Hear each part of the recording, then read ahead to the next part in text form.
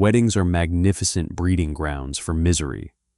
You rent an overpriced suit, sweat through the linen, and pretend you aren't calculating the divorce odds. Leo hated them all. But then the best man locked eyes with him across the altar, and suddenly Leo couldn't remember how to breathe. The mid-July heat was entirely unforgiving.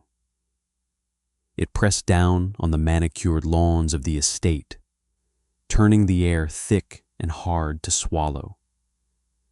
Leo sat in the fourth row, rigidly upright, feeling a damp patch of sweat gluing his cotton shirt to his spine. The folding wooden chair dug into his thighs. Somewhere to his left, a string quartet was scraping their way through a painfully slow rendition of a generic pop anthem. Leo hated weddings.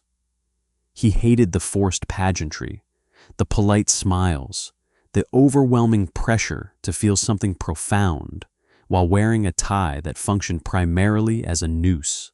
Up at the front, standing beneath an archway suffocating in white hydrangeas, was David. David was Leo's former college roommate, a guy who used to eat cold-baked beans straight out of the tin, now looking meticulously groomed and visibly nauseous with nerves. Opposite him stood Simon, the man David was about to marry. Simon was wealthy, charming, and possessed the kind of effortless grace that made Leo want to step on his foot just to see if he could stumble. Leo focused on the back of the neck of the man sitting in front of him. He planned to zone out, survive the vows, and make a tactical sprint for the open bar the second the recessional ended. Then he made the mistake of looking up. Beside Simon stood his best man, Arthur. Leo only knew his name from the embossed ivory program currently crumpling in his sweaty grip. Arthur didn't look like he belonged under a floral archway. He was taller than Simon, broader across the shoulders, dressed in a bespoke charcoal suit that looked far too heavy for the summer heat. Yet, Arthur wasn't sweating. His dark hair was brushed back, threading silver at the temples, and his face was carved in sharp, unyielding lines. He looked like a man who fired people for a living, and he was looking straight at Leo. At first, Leo assumed it was an accident, an idle glance. The officiant was droning on about the enduring pillars of trust and communication, and it was only natural for the wedding party to let their eyes wander over the crowd. Leo subtly shifted his weight, crossing his arms over his chest, and looked back at the officiant. A minute passed. A polite ripple of laughter moved through the crowd at a mild joke. Leo glanced back toward the altar. Arthur was still looking at him. It wasn't a casual sweep of the audience. It was a heavy, unblinking stare. The kind of look that felt like a physical weight dropping onto Leo's chest. Arthur's eyes were dark, too far away to make out the color, but dark enough to look like hollowed-out stone. His expression was entirely unreadable. No polite wedding smile, no idle curiosity, just a flat, intense focus zeroed in on the fourth row, second seat from the aisle. Leo's throat went dry. He immediately did a mental inventory. Was his fly down? He subtly brushed a hand over his lap. Fine. Did he have something on his face? He wiped at his jaw, feeling the prickle of afternoon stubble. Nothing. He adjusted his collar, suddenly hyper-aware of how tight it was. He looked back. Arthur's chin tilted, just a fraction of an inch, acknowledging that Leo had caught him. But he didn't look away. What is your problem? Leo thought, glaring back. He tried to inject as much irritation into his expression as humanly possible. He pulled his brows together, silently demanding that the best man turn his head and pay attention to his best friend getting married. Arthur's mouth twitched. a microscopic break in his stoicism. It wasn't quite a smile, but it was a reaction. For the next 15 minutes, the ceremony became white noise. Leo heard nothing. He didn't hear David's voice crack during his vows. He didn't hear Simon's smooth, practiced promises. All Leo could hear was the frantic, erratic thumping of his own pulse in his ears. Every time he dragged his eyes away to look at the trees, the sky, the dirt, he felt the magnetic pull dragging his gaze right back to the altar. And every single time, Arthur was already waiting for him. It was infuriating. It was invasive.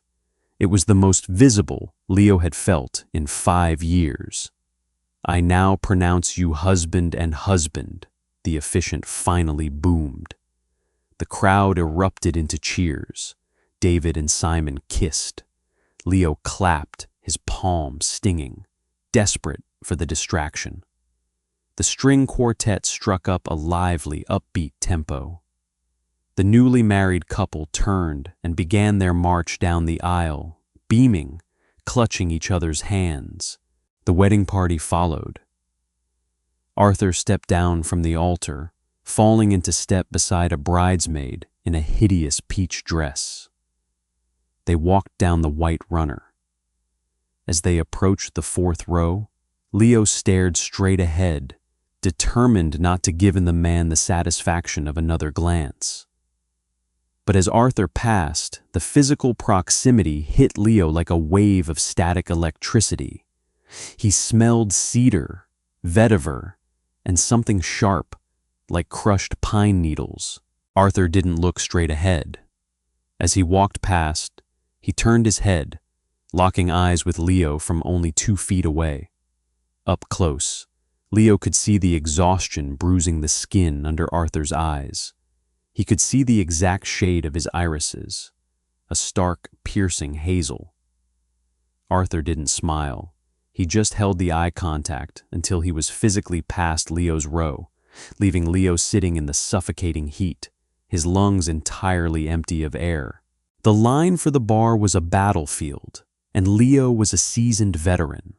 He bypassed the giggling cousins and the crying aunts, sliding up to the edge of the mahogany counter, just as a bartender finished pouring a cocktail. "Double whiskey neat," Leo said, his voice sounding entirely too rough. "Please." The bartender slid the glass across the condensation-slicked wood. Leo took it, walked 10 paces away from the crowded patio, and downed half of it in one burning swallow. He closed his eyes, letting the alcohol strip the tension from his throat. "You're going to want to pace yourself. The caterer told me the appetizers are running late." Leo's eyes snapped open. Arthur was standing leaning against a stone pillar just a few feet away. He held a lowball glass in one hand, the ice clinking softly against the crystal.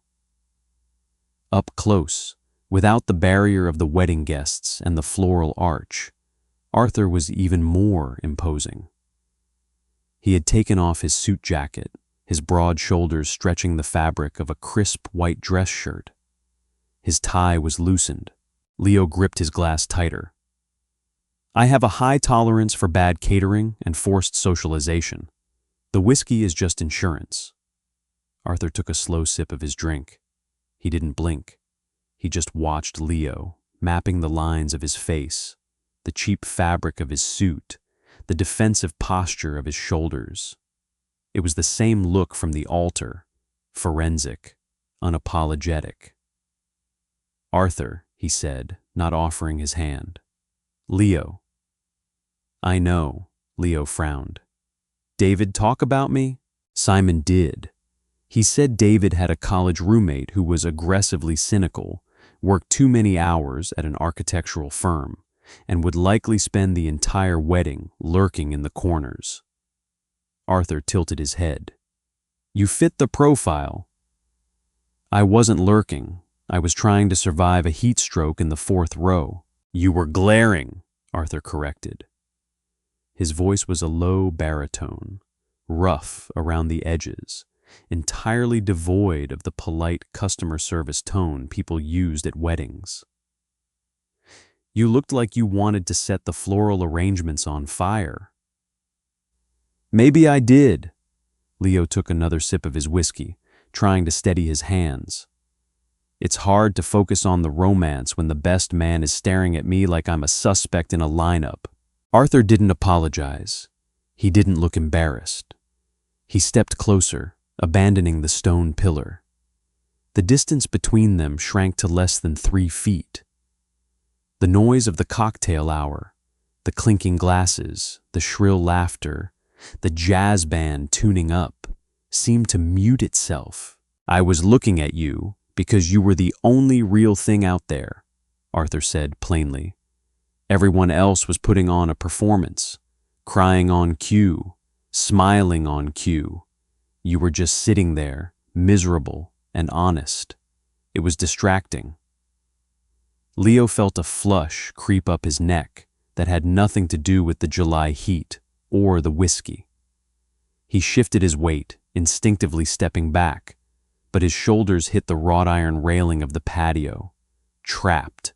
"Glad I could provide some entertainment," Leo muttered, staring at Arthur's loosened collar. "It wasn't entertainment." Arthur reached out. Leo's breath hitched, his muscles locking up. But Arthur didn't touch his skin.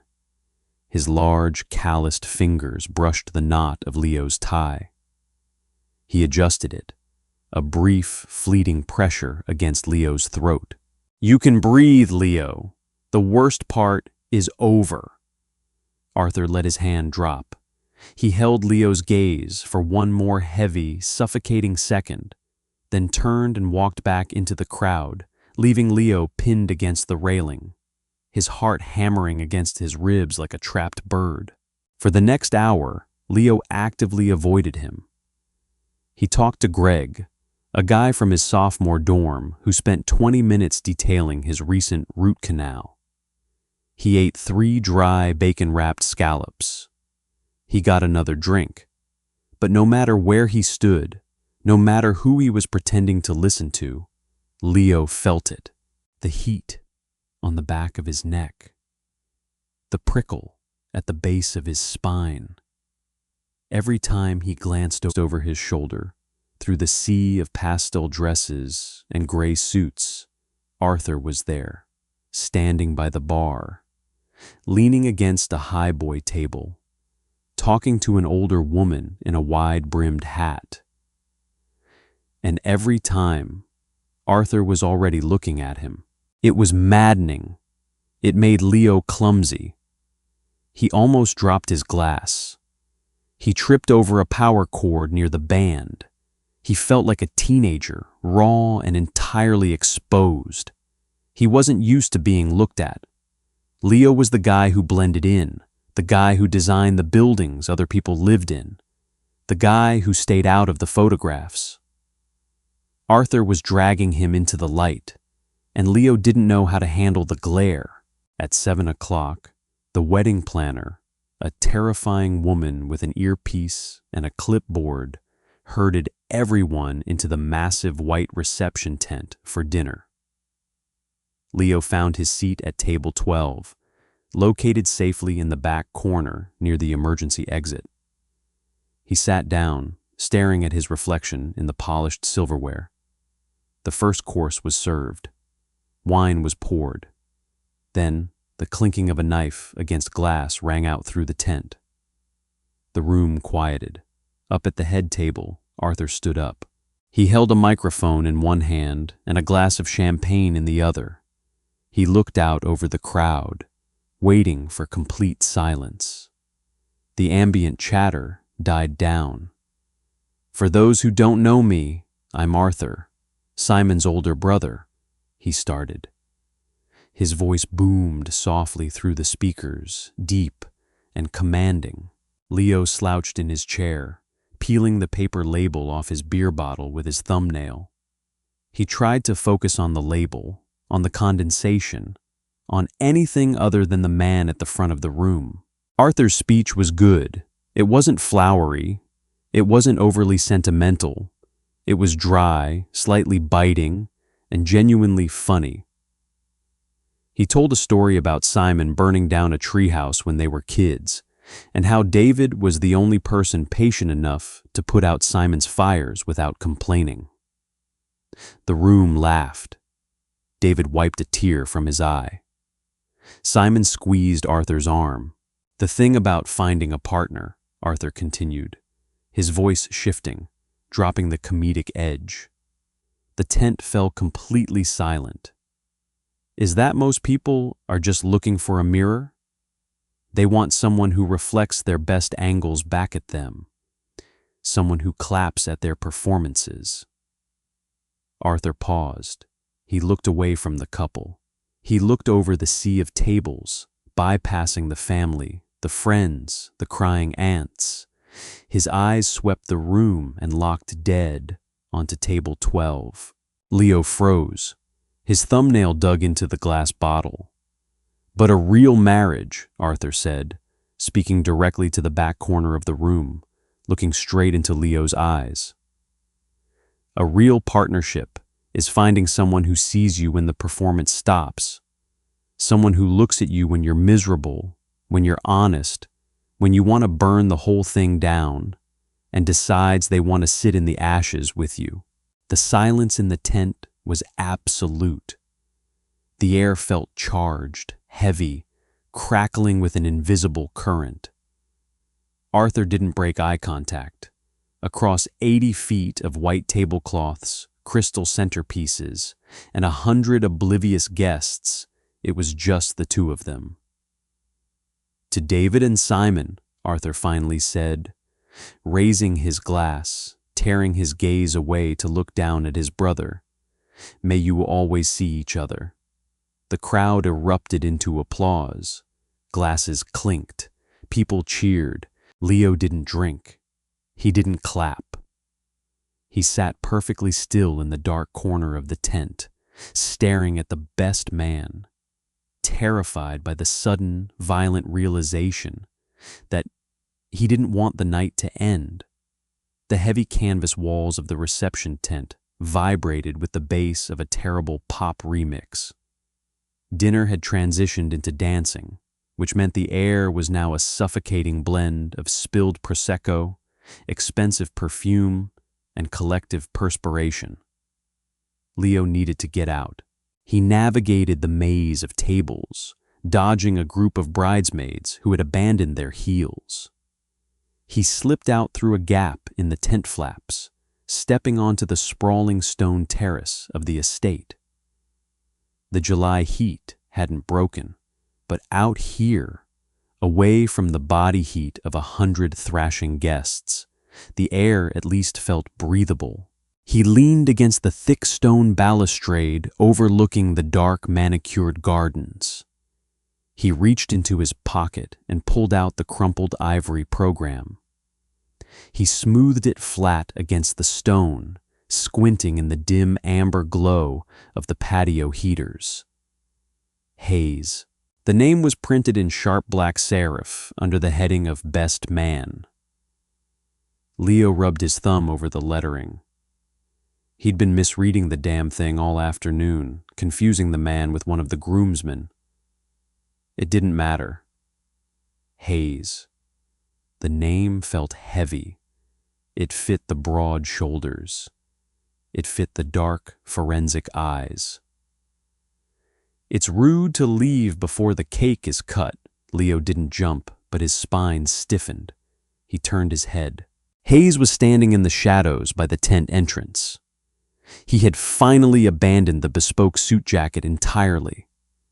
His white shirt was stark against the dark backdrop of the night.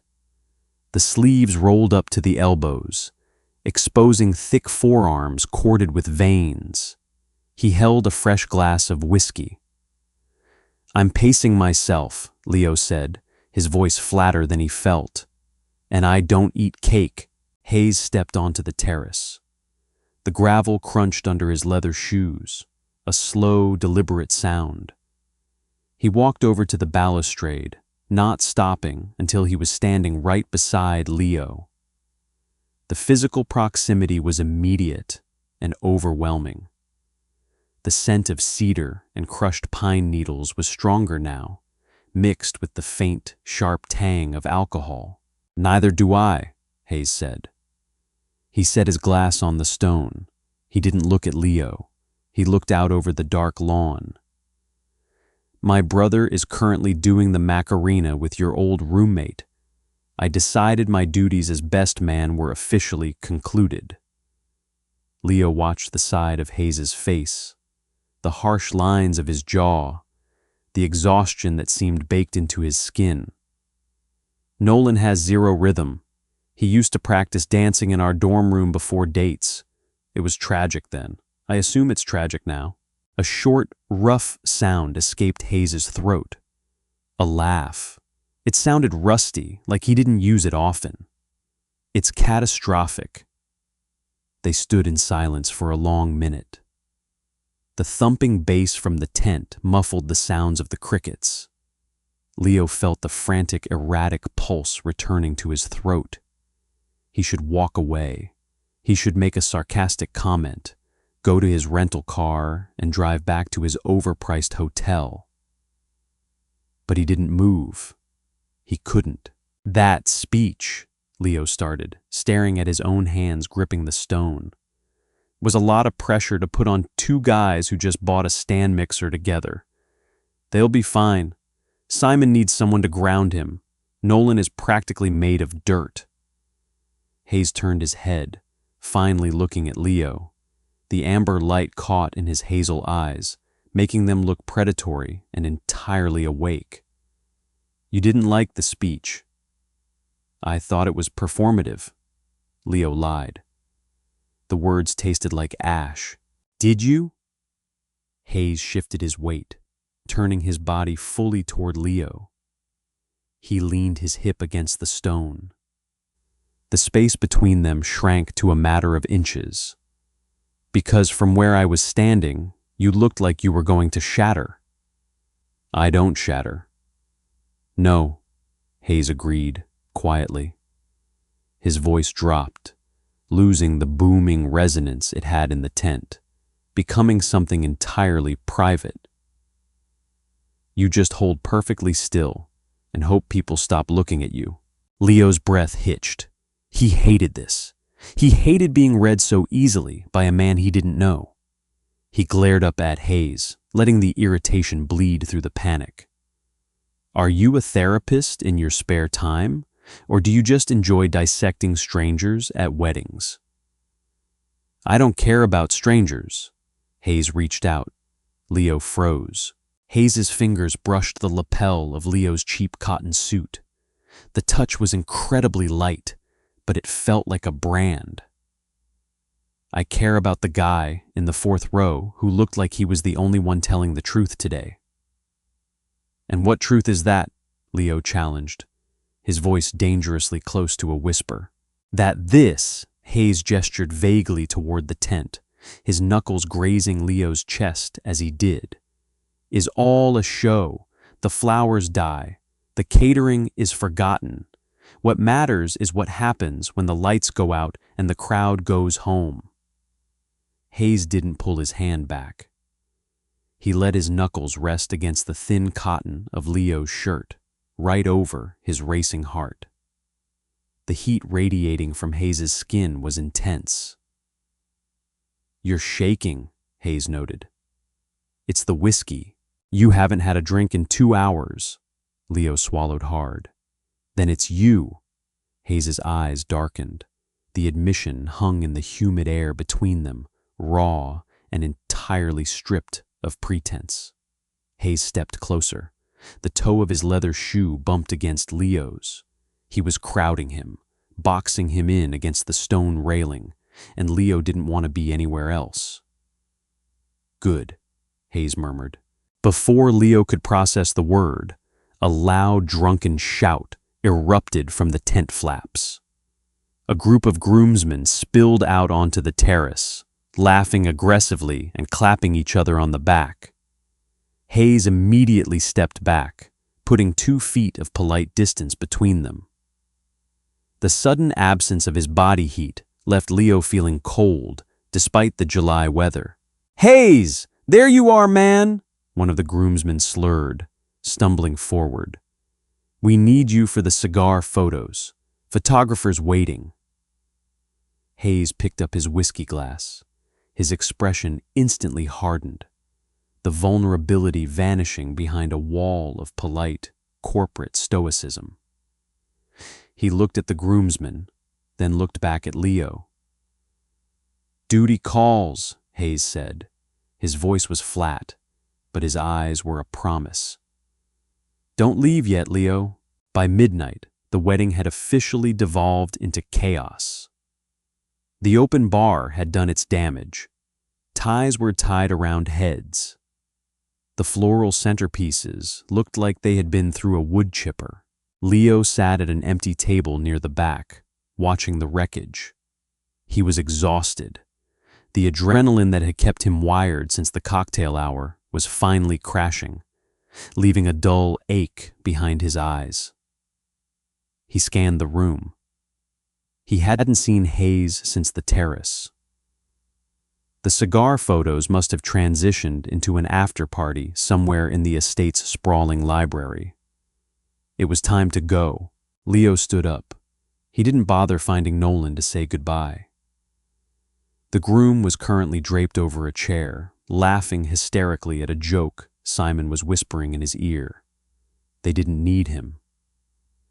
Leo walked out of the tent, bypassed the terrace, and headed straight for the gravel parking lot. The night was pitch black, the only light coming from the tall, wrought iron lampposts spaced sparingly along the drive. The crunch of his own footsteps sounded deafening in the quiet. He found his rental car, a dented gray sedan that looked entirely out of place next to the line of Mercedes and Audis. He dug his hands into his pockets, searching for his keys. His fingers brushed the crumpled wedding program.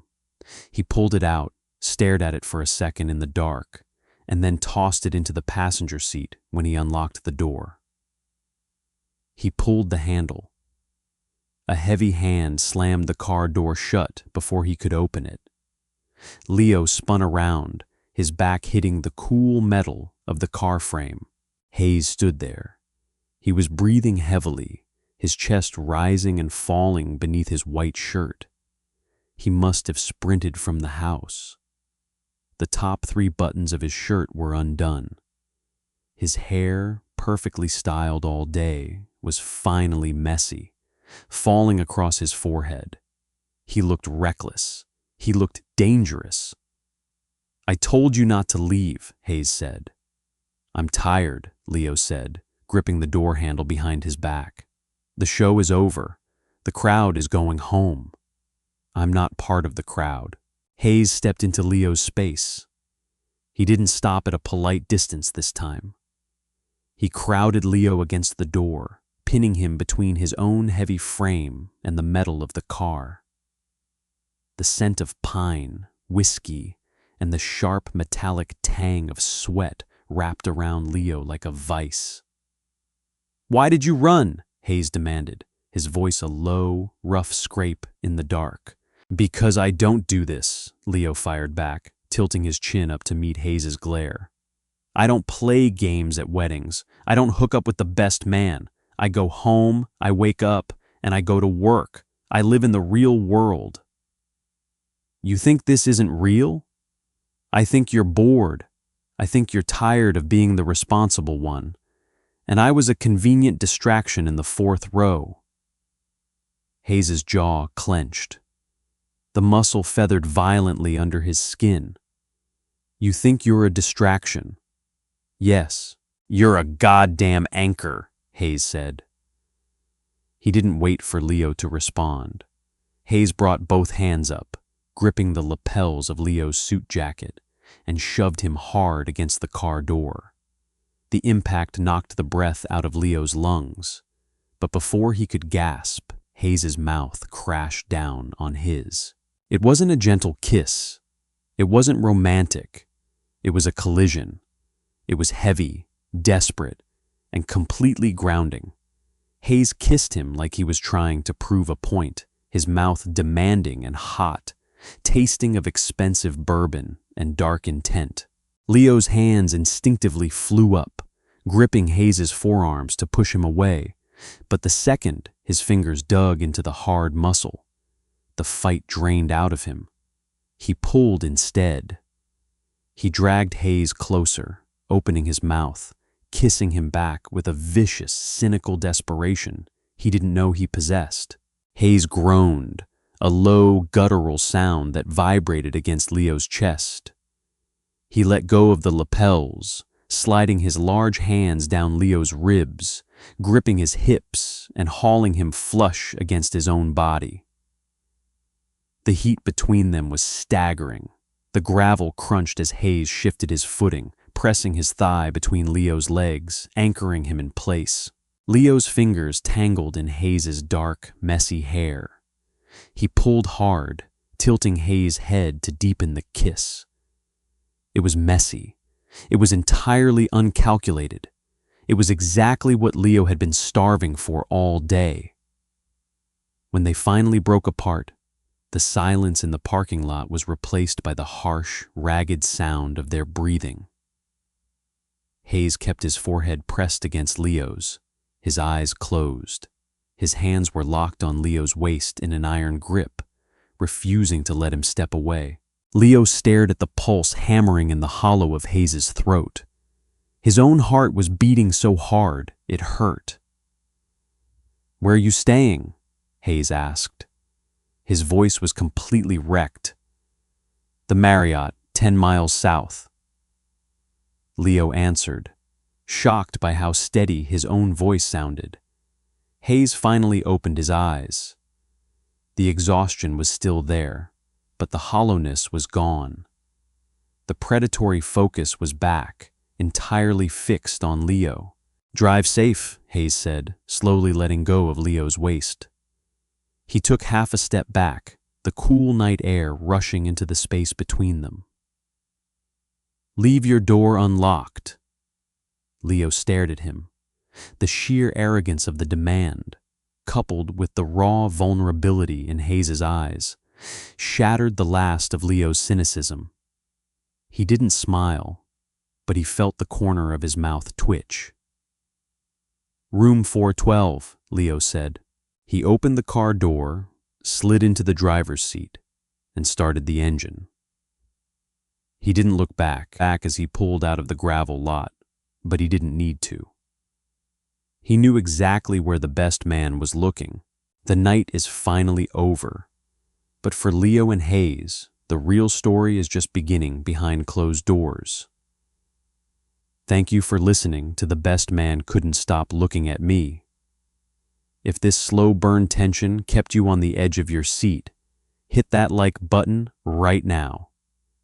Share this story with fellow romance lovers, and make sure to subscribe to the channel so you don't miss our next intense, grounded drama. See you next time.